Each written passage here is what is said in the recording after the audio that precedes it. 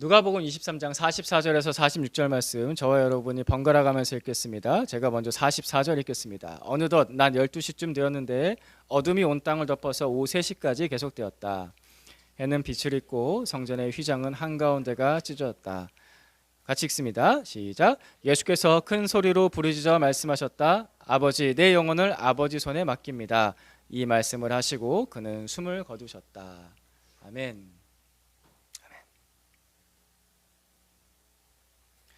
우리 예수님께서 십자가에서 하신 7가지 말씀들 중에 큰 소리로 외치셨던 말씀은 2번 있습니다. 7가지 말씀 중에서 2번은 큰 소리로 외치셨습니다. 예수님께서 십자가에 못 박히셨으니 너무나 고통 중에 있으셨으니 힘이 그렇게 남아있지 않으셨겠죠. 그래서 모든 말씀을 그렇게 외치시진 않으셨습니다. 딱 2가지 말씀만 큰 소리로 외치셨습니다. 마지막 힘을 쥐어짜듯이. 그 큰 소리로 외치셨을 때는 다 어둠과 관련되어 있습니다. 어둠이 온 땅에 임했을 때 그 3시간 동안 중에 예수님께서 2번 큰 소리로 외치셨습니다. 그 중에 첫 번째 말씀이 마태복음 27장 45절에서 46절 말씀. 우리 이 말씀 같이 한번 봤었죠? 같이 읽겠습니다. 시작.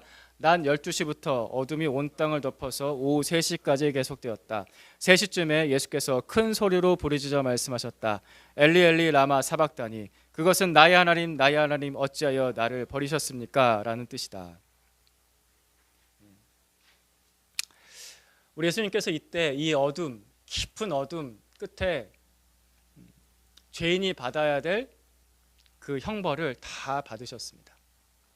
하나님 아버지로부터 버림받는 죄인이 받아야 될 형벌을 예수님께서 대신 다 받으셨습니다. 그 진노의 잔을 다 비우셨습니다. 예수님께서 이때가 가장 고통스러우셨습니다. 십자가의 육체의 고통도 고통스러우셨지만 그것 때문에 흔들리진 않으셨는데 아버지로부터 버림받는 고통 때문에는 절규하시고 고통스러워하시면서 소리를 치셨습니다. 그래서 예수님께서는 이 고통이 너무나도 힘들다는 것을 아시고 너무나도 견디기 어려운 것이라는 것을 아셔서 십자가 지시기 전날 밤 겟세마네 동산에서도 이 고난의 잔을, 이 버림받는 형벌을 내 앞에서 지나가게 해달라고 기도하셨죠. 마태복음 26장 말씀 26장 39절 말씀, 이 말씀도 같이 봅시다. 시작. 예수께서는 조금 더 나아가서 얼굴을 땅에 대고 엎드려 기도 나의 아버지 하실 수만 있으시면 이 잔을 내게서 지나가게 해주십시오. 그러나 내 뜻대로 하지 마시고 아버지의 뜻대로 해주십시오. 이 잔을 내게서 지나가게 해주십시오. 아버지 하실 수만 있으시면 이 잔을 내게서 지나가게 해주십시오. 예수님께서 이 기도를 하셨습니다. 이 기도를 동일하게 똑같은 기도를 3번이나 하셨습니다. 성경 말씀에서 예수님께서 똑같은 기도를 3번이나 하셨다는 내용은 이것밖에 없습니다. 예수님은 한 번만 기도하시면 되거든요. 보통은 한 번만 기도하시면 바로 응답이 되는데 예수님께서 3번을 기도하셨는데 이 잔을 그냥 지나가게 해달라고 아버지께서 응답하진 않으셨습니다. 그렇게 응답하진 않으셨습니다. 그래서 결국 주님은 이 고난을 다 받으셨죠. 죄인이 되어서 하나님께 버림받는 그 지옥의 형벌을 예수님께서 다 받으셨습니다. 예수님께도 피할 수 없는 고난이 있으셨습니다. 예수님께는 피해서는 안 되는 고난이 있으셨습니다. 예수님께는 고난이 있으셨습니다. 그분은 전지전능한 하나님이셨지만 못하시는 것이 없으셨지만 예수님께도 피할 수 없는, 피해서는 안 되는 고난이 있으셨습니다. 우리는 인생 중에 많은 고난을 겪습니다. 많은 고통이 있습니다. 그래서 우리가 사람의 인생을 살 때 그 수많은 짐들을 경험하죠. 무거운 짐을 경험합니다. 고생이라고도 합니다. 여러분들이 그런 고생, 그런 짐, 그런 고통, 그런 고난을 겪을 때 누구에게 여러분은 하소연을 하십니까? 누구를 찾으시고 누구를 불러서 날 좀 도와달라고 하십니까? 나름대로 힘드실 때가 있잖아요. 내가 아파서 병원 가야 될 때 누구 찾으세요? 우리 아이들은 엄마 찾거나 아빠 찾겠죠. 그렇죠? 지금부터 벌써 남자친구 여자친구 찾진 않죠. 우리 결혼하신 분들은 남편 찾고 아내 찾을 거 아닙니까? 누군가는 운전을 해야 되고 누군가 날 데려다 줘야 되고 접수를 해줘야 되니까 접수대에 가서 말을 못해. 말을 못할 정도로 아픈 거죠. 그럼 그거 내 이름 대신 써주고 주민등록번호 대신 써줘야 될 사람 있을 거 아니에요. 그죠? 가족이죠. 가족에게 하소연을 할 겁니다. 가족에게 도와달라고 할 거죠. 만약에 가까운 가족마저 없다면은 정말 친한 친구, 내 삶을 같이 나누고 내가 지금 수중에 돈 1,000만 원 있는데 1,000만 원도 당장에 빌려줄 수 있는 그런 친구, 그런 친구 찾아서 야, 나 죽겠다, 나 좀 와서 도와줘라. 그럼 당장에 와서 도와줄 수 있는 그런 친구가 있다면 그런 친구가 될 수 있겠죠. 그런데 그들이 그렇게 도움이 되는 것은 사실입니다. 사실이지만 한순간은, 또 몇 달은, 때로는 조금 길면 몇 년은 그렇게 할 수 있는데, 나의 고난의 하소연을, 나의 고난의 그 부르짖음을 그 사람이 한도 끝도 없이 다 받아주는 것은 힘듭니다. 한없이 나의 고통의 그 원망과 아픔과 그 부르짖음을 다 받아주는 사람은, 한도 끝도 없이 다 받아주는 사람 그렇게 많지 않습니다. 부모님 빼고는 거의 없을걸요. 근데 부모님도 그렇게 할 가능성이 또 낮을 수도 있습니다. 부모님이 제일 길게 하시겠죠. 우리나라 속담에 긴병에 효자 없다라고 하죠. 긴병에 효자 없다. 아무리 효심 깊은 효자라고 하더라도 부모님이 오래 아프시면은 그 끝까지 다 수발하기, 그 한결같은 마음으로, 부모님을 정말 사랑하는 마음으로, 애지중지하는 마음으로 한결같이 그 병수발을 다 하는 효자 없습니다. 그리고 잠언 말씀에 이런 말씀이 있습니다. 궁핍하면 친구도 떠난다. 너무 적나라하죠. 궁핍하면 친구도 떠난대요. 궁핍하면 친구도 떠난다. 그 앞에 이렇게 나와요. 재물은 친구를 많이 모으나 잠언 19장 4절 말씀. 재물은 친구를 많이 모으나 궁핍하면 친구도 떠난다. 내가 진짜 힘들면, 내가 진짜 어려우면 친구도 떠납니다. 누가 나의 고통, 그 부르짖음을 끝까지 다 받아줄 수 있을까? 누가 그럴 수 있을까요? 돌아가신 오카는 목사님께서 살아 계실 때, 오카는 목사님께서 동료 목사님의 장례식장에 가신 일이 있습니다. 근데 그 앞서 돌아가신 그 동료 목사님은 이 오카는 목사님한테 제자 훈련을 배워서 너무나 즐거워하면서 기뻐하면서 제자 훈련을 정말 열심히 사역하셨던 분이신데, 너무 열심히 사역하셔서인지 병을 얻으셨어요. 일찍 병을 얻으셔서 먼저 천국에 가셨습니다. 그래서 오카는 목사님이 그 동료 목사님의 장례식장에 갈 때 자신 때문인 것 같아서, 자신 때문에 너무 일찍 천국 가는 것 같아서 너무 미안한 마음에 장례식장 가서 사모님을 어떻게 위로해 드려야 될지 모르겠는 거예요. 그래서 고민을 심각하게 하셨습니다. 어떻게 사모님을 위로하지? 무슨 말이 이게 어떤 말로도 위로가 안 되겠는 거죠. 특별히 당사자가 옥 목사님이 그 원인인 것 같다라는 그런 깊은 미안한 마음에, 죄책감에 어떻게 위로를 할 수가 없는데, 사모님 손 붙잡으면서 이렇게 한 말씀 하셨습니다. 사모님, 남편은 떠났어도 하나님만은 함께 계십니다. 이러신 거예요. 남편은 떠났어도 하나님만은 함께 계십니다. 제가 들었을 때 이게 그렇게 위로가 안 됐을 것 같거든요. 옥 목사님도 이게 정말 변변치 않은 위로라 느끼신 거예요. 그러면서 아쉬워하면서 돌아오셨습니다. 그 장례식 참석을 마치고 돌아오셨는데, 근데 나중에 이제 사모님이 그런 말씀하셨대요. 장례식 중에 여러 사람들이 와서 위로하고 해주셨는데 자신에게 가장 큰 힘이 되었던 말이 뭐였냐면은 아까 그 말, 남편은 떠나서도 하나님만은 함께 계십니다. 하나님만은 함께 계십니다. 그 말이 가장 큰 위로가 되셨다고 합니다. 하나님만은 함께 계십니다. 다 끊어져도 하나님만은 함께 계십니다. 예수님께서 십자가에서 제자에게 하소연하지 않으셨습니다. 그 고통 중에 다 끊어지는 그 순간에 옆에 제자 한 명 있었지 않습니까? 요한 한 명 있었습니다. 그 요한에게 나 너무 힘들고 고통스럽다라고 요한에게 하소연하지도 않으셨어요. 그 요한에게 한마디만 하셨죠. 내 어머니 좀 부탁한다.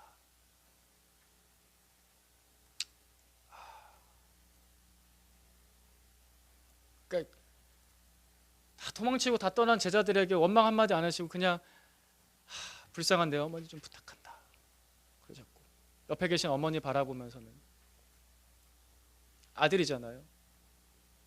어머니랑 해서 그 마지막 마음을 막 다 하소연하면서 풀어내면서 울부짖지 않으시고, 어머니, 이 사람 이제 어머니 섬길 거예요. 어머니 아들이에요. 라고만 하셨죠. 그때도 큰 소리 내지 않으셨습니다. 평정심을 잃지 않으셨습니다. 예수님은 오직 딱 2번 하나님을 향해서만, 오직 하나님을 향해서만 큰 소리로 외치셨습니다. 나의 하나님, 나의 하나님, 나의 하나님, 나의 하나님. 그때도 그냥 하나님이라 부르지 않으시고 예수님께서 나의 하나님, 나의 하나님, 나의 하나님, 나의 하나님. 하나님께서 나의 부르짖음을 들으십니다. 하나님께서는 나의 절규를 다 받아주실 수 있으십니다.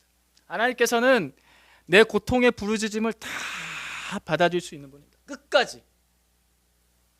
세상 사람들은 한계가 돼서 그 선을 넘어설 수 없어서 나를 떠날 때에도 마지막 순간까지도 다 받아줄 수 있는 분은 하나님밖에 없습니다.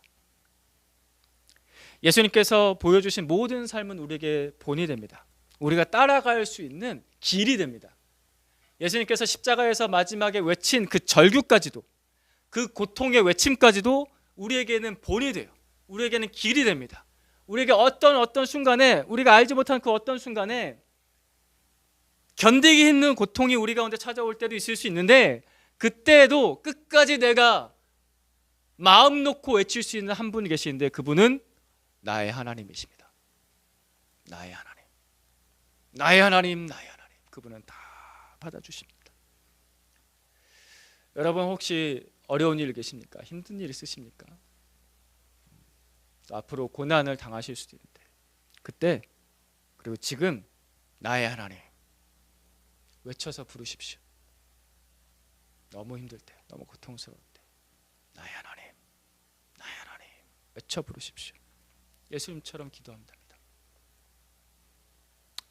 그리고 우리가 누군가의 고난과 함께할 때, 누군가의 고통과 함께할 때도 있지 않습니까? 그때도 앞서 말씀드렸던 예처럼 장례식장 같은 경우에 뭐라고 위로할 말이 안 나와요. 그럼 내가 그 사람의 고통과 어떻게 함께할 것인가? 그리스도인이라면 그 짐을 같이 져줘야 되잖아요. 그럴 때 예수님의 이 부르짖음을 기억하십시오. 그 사람은 지금 기도할 힘이 없을 수 있거든요. 저는 그런 경우를 종종 봤습니다. 기도할 힘이 안 나고요. 무슨 말이 안 나와요. 외쳐요? 어떻게 외쳐요? 고통 가운데서 외칠 힘조차도 안 나는 사람이 있거든요. 그때 내가 그 사람 대신에 하나님을 부르며 기도해 주는 겁니다. 이게 그리스도인이 그의 고난과 함께 할 수 있는 방법입니다. 그가 기도하지 못할 때 내가 대신 기도해 주고, 그가 외쳐서 하나님께 절규하지 못할 때 내가 대신 절규해 주는 겁니다. 나의 하나님, 나의 하나님. 그 사람이 예수님을 따라가는 사람이고 예수님을 본받는 사람입니다. 예수님께서 2번째 큰 소리로 부르짖어 하신 말씀은 오늘 말씀입니다. 오늘 본문 누가복음 23장 45절 46절 말씀 같이 읽겠습니다. 시작. 해는 빛을 잃고 성전의 휘장은 한가운데가 찢어졌다. 예수께서 큰 소리로 부르짖어 말씀하셨다. 아버지, 내 영혼을 아버지 손에 맡깁니다. 이 말씀을 하시고 그는 숨을 거두셨다. 아멘. 어둠이 온 땅에 임했을 때, 마지막 그 대속을 완성하셨을 때, 예수님께서 마지막으로 큰 소리로 외쳐서 하신 말씀, 아버지, 내 영혼을 아버지 손에 맡깁니다. 분명히 때 예수님은 하나님께 버림받으셨습니다. 엘리 라마 사박다니, 어찌하여 나를 버리셨습니까? 라고 말씀하셨듯이 분명히 예수님은 하나님께 버림받으셨습니다. 그러면 그때 예수님을 향한 하나님의 사랑도 동시에 같이 끊어진 것인가? 하나님을 아버지라고 부르시는 예수님의 그 부르짖음을 보면은 그것이 아니라는 것을 알 수 있습니다. 여기서 중요한 것은 예수님께서는 하나님의 사랑은 절대 끊어지지 않는다는 진리를 아셨습니다. 예수님께서는 그 진리에 기초를 해서 확신을 하셨습니다. 확신하셨어요. 예수님은 확신하셨어요. 하나님의 사랑은 끊어지지 않는다는 것을 예수님은 진리를 아시고 그 진리의 기초에서 확신하셨습니다. 죄는 분명히 우리와의 관계를, 하나님과 우리와의 관계를 끊어냅니다. 그런 막강한 능력이 있습니다. 그러나 죄인을 향한 하나님의 사랑은 절대 끊어지지 않습니다. 이게 굉장히 모순되는 것 같잖아요. 내가 잘 생각해 보면요, 죄인을 향한 하나님의 사랑이 끊어지지 않기 때문에 오늘도 하나님은 죄인을 구원하시는 겁니다. 관계는 끊어지지만 사랑은 끊어지지 않습니다. 이게 모순이지만 성경 안에 있는 진리입니다. 우리가 머리로 상식적으로는 관계 끊어졌는데 어떻게 사랑이 안 끊어져? 그런 관계를 별로 경험해 본 적이 없지만, 우리 앞서서 말씀드렸죠. 엄마가 나를 싫어한다고 느끼는 순간도 종종 있지만, 그렇다고 엄마가 나를 사랑하지 않는 건 아니잖아요. 이게 부모와의 관계에서 많이 경험합니다. 관계는 끊어지지만 사랑은 끊어지지 않는다는 걸 어떻게 충분히 이해할 수 있냐? 그래서 예수님께서도 아버지와 자녀의 관계를 통해서 이것을 설명하셨습니다. 이른 아들을 기다리시는 아버지 이야기, 누가복음 15장에 나오죠. 이 말씀 같이 한번 더 보겠습니다. 누가복음 15장 12절 13절 그리고 20절 말씀 보겠습니다. 번갈아 가면서 보겠습니다. 제가 먼저 12절 읽겠습니다. 작은 아들이 아버지에게 말하기를 아버지 재산 가운데서 내게 돌아올 몫을 내게 주십시오 하였다. 그래서 아버지는 살림을 두 아들에게 나누어 주었다. 며칠 뒤에 작은 아들은 제 것을 다 챙겨서 먼 지방으로 가서 거기서 방탕하게 살면서 그 재산을 낭비하였다. 그리고 나서 이게 중간에 이제 빠져 있잖아요. 허랑방탕하게 살면서 고생하다가 내가 이제 아버지 집으로 돌아가야겠다라고 이 둘째 아들이 정신을 차렸어요. 그리고 나서 20절 말씀, 그리고 나서 하는 말입니다. 20절 같이 읽습니다. 시작. 그는 일어나서 아버지에게로 갔다. 그가 아직도 먼 거리에 있는데 그의 아버지가 그를 보고 측은히 여겨서 달려가 그의 목을 껴안고 입을 맞추었다.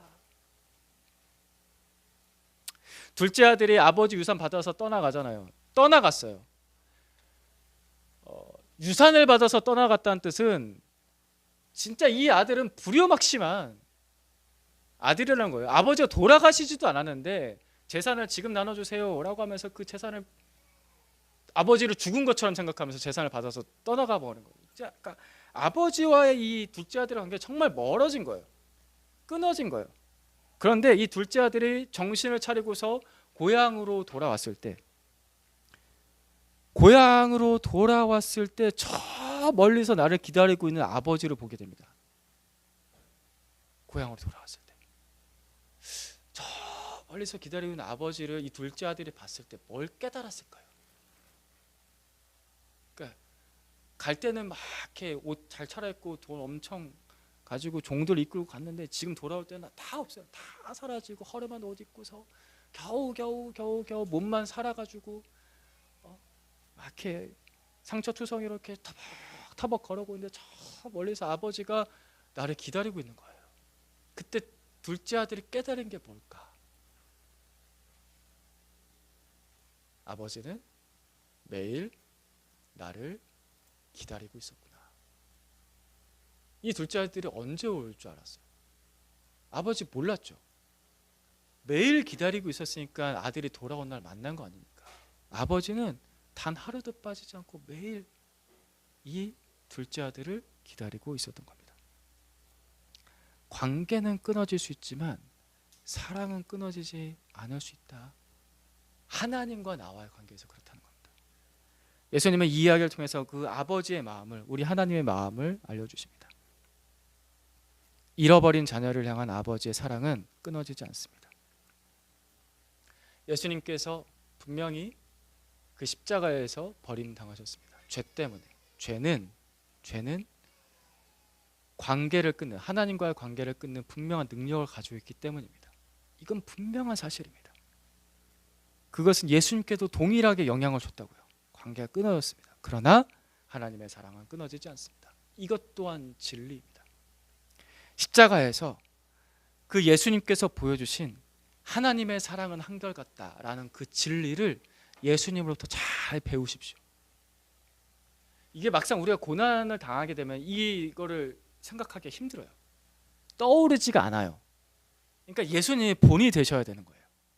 우리가 힘들 때, 어려울 때, 고난당할 때 하나님의 사랑은 그럼에도 불구하고 한결같다라는 그 진리를 예수님의 십자가에서 배울 수 있는 겁니다.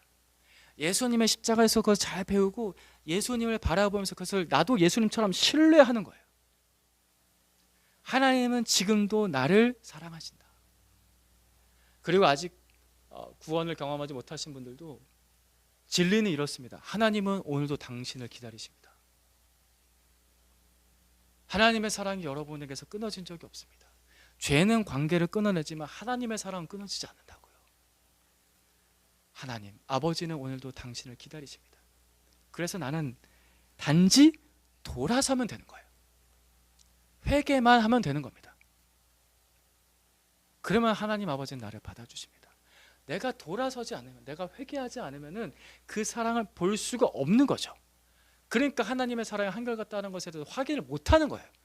내가 돌아서면, 내가 회개하면 하나님의 사랑은 한결같다는 것에 대해서 확인할 수 있습니다. 하나님은 지금도 돌아서는 자에게, 회개하는 자에게 한결같은 사랑으로 안아주시는 사랑을 베풀어 주십니다.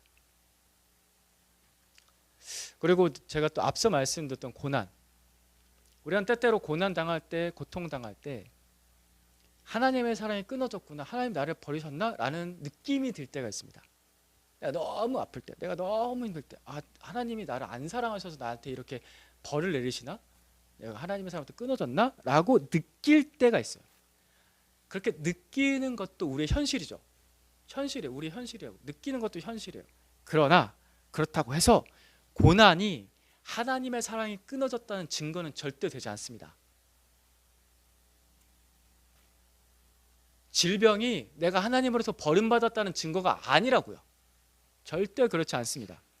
많은 고난을 겪었던 사도 바울, 너무나 많은 고난을 겪었던 사도 바울이 이렇게 고백을 합니다. 로마서 8장 38절 39절 같이 봅니다. 시작. 나는 확신합니다. 죽음도 삶도 천사들도 권세자들도 현재일도 장래일도 능력도 높음도 깊음도 그 밖에 어떤 피조물도 우리를 우리 주 예수 그리스도 안에 있는 하나님의 사랑에서 끊을 수 없습니다. 아멘. 이 말씀을 잘 보십시오.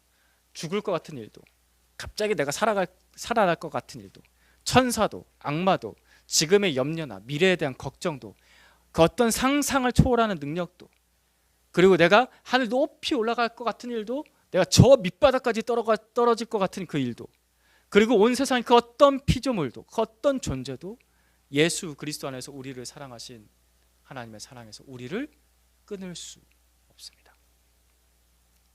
이 사도 바울은요, 감옥에 갇히기를 수십 번, 매에 맞고 돌에 맞고 바다에서 파선해서 망망대해에서 표류하기를 수날, 동족에게, 이스라엘 사람에게도 핍박당하고 이방인에게도 핍박당하고, 그러니까 삶 자체가 고난의 흔적들이 너무나 많았어요. 그래서 사도 바울이 이런 얘기를 하거든요. 나에게 예수의 흔적이 있다 라고까지도 말할 만큼 고난을 너무나 많이 받았던 사람인데, 근데 그 사람은 확신했습니다.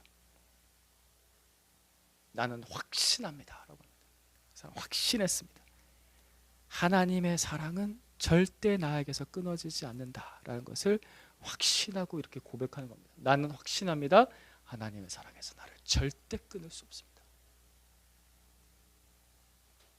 고난이 우리가 하나님의 사랑에서 끊어졌다는 증거가 절대 되지가 않는다고요. 예수님께서 그 버림받은 십자가에서도 하나님의 사랑이 끊어지지 않는다는 것을 확신하셨습니다. 사도 바울도 똑같이 고난을 많이 받았지만 하나님의 사랑은 절대 끊어지지 않는다는 것을 확신했습니다. 이 진리를 배우십시오. 십자가 예수님에게서 이 진리를 배우세요. 잘 배우세요. 기억하세요. 지금 담으세요. 하나님의 사랑은 절대 끊어지지 않는다는 진리를 마음속에 담으세요. 우리 아이들도 아까도 들었지만 이게 그냥 맨날 듣던 말일 수 있는데, 이 진리를 마음속에 깊이 잘 품고 있는 사람이 강한 사람이 됩니다. 그 사람이 고난을 건강하게 통과할 수 있습니다. 고난이 고생으로 끝나지 않고 고난이 열매가 될 수가 있습니다. 어차피 인생은 고난이 있거든요. 그럼에도 불구하고 하나님의 사랑은 절대 끊어지지 않는다. 그 진리를 내 마음에 품고 여러분도 확신하십시오. 확신하십시오. 우리가 언젠가는 정말 말로 다할 수 없는 고난을 경험합니다. 왜냐하면 다 죽거든요. 언젠가 죽잖아요. 내 사랑하는 사람이 죽는다고 생각해 보세요. 내가 죽어서 사랑하는 사람을 남겨두고 떠난다고 생각해 보세요. 그 죽음의 순간, 모든 것이 다 끊어지는 것 같은 그 순간, 절망이 찾아오지 않겠습니까? 하나님 나한테 왜 이러시나? 그런 생각 들지 않겠습니까? 근데 우리가 죽음을 그렇게 맞이하지 않았으면 좋겠습니다. 우리의 질병의 고난도 그렇게 맞이하지 않았으면 좋겠습니다.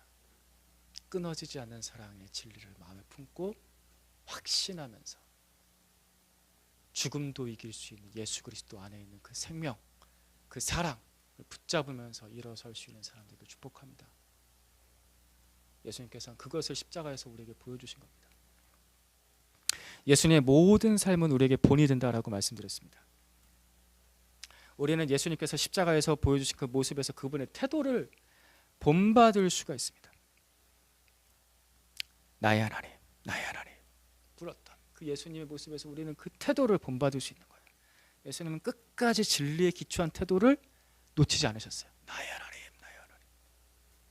아버지, 내 영혼을 아버지 손에 맡깁니다. 예수님 그 진리에 기초한 태도 위에서 구원을 완성하신 거예요. 이 마지막 말씀, 구원이 완성이 됐어요. 진리에 기초한 태도에서 감정 따라가지 않고 상황 따라가지 않고 진리에 기초한 태도에서 십자가의 고난을 견디고 구원을 완성하셨습니다. 이것이 예수님께서 보여주신 본이에요. 그러니까 우리에게 이게 길이 된다고요. 도슨 트로트맨의 제자인 론 세니라는 분이 있습니다. 이 론 세니는 태도에 대해서 이렇게 설명했습니다. 태도, 우리의 삶을 안정화시켜주는 것, 즉 삶의 중심을 잡아주는 것이 있는데 그것은 바로 우리의 태도입니다. 태도는 감정의 지속적인 상태가 아닙니다. 태도는 생각의 지속적인 상태입니다.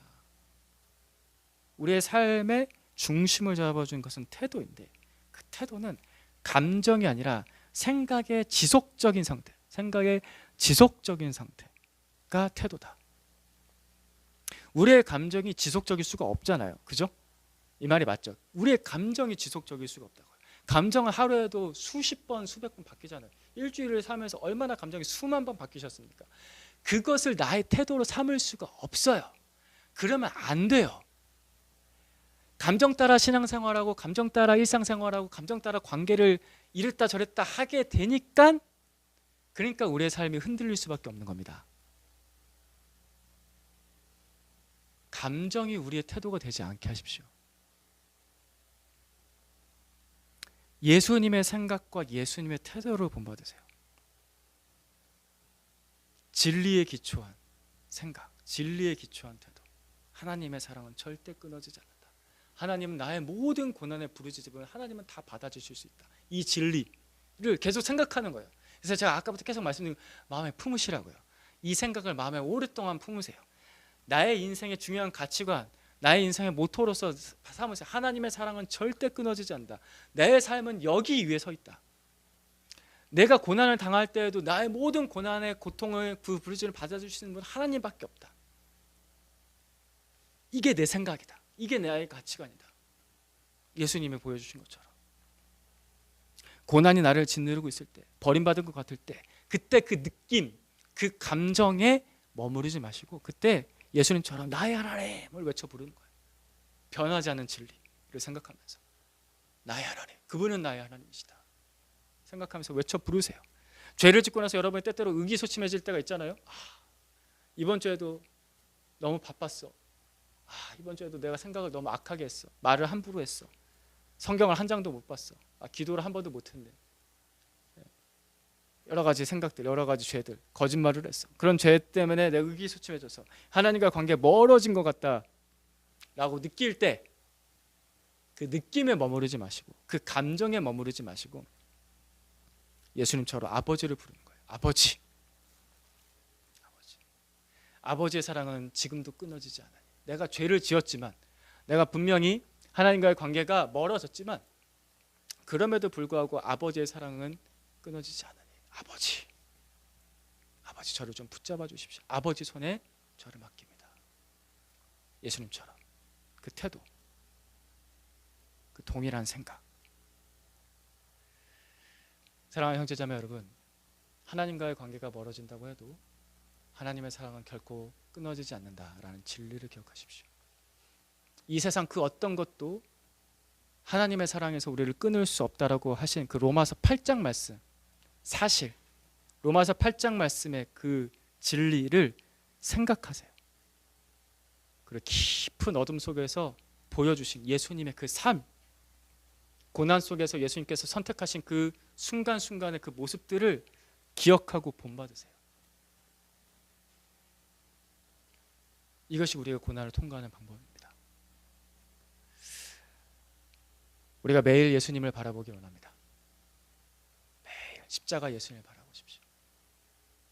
하나님 아버지께 부르짖으신 예수님의 모습을 바라보세요. 아무한테나 부르짖지 마시고, 부르짖어도 도움 안 되는 사람한테 부르짖지 마시고, 제발 아내의 목을 조르지 마시고, 남편의 목을 조르지 마시고, 엄마의 목을 조르지 마, 아빠의 목을 조르지 말라고. 못해주는 게 있잖아요. 그들이 못해주는 게 있다고요. 그들에게 부르짖지 마시고 아버지께 부르짖으세요. 하나님을 찾으세요. 예수님은 십자가에서 마지막 순간까지 우리를 구원하는 삶을 살아내셨습니다.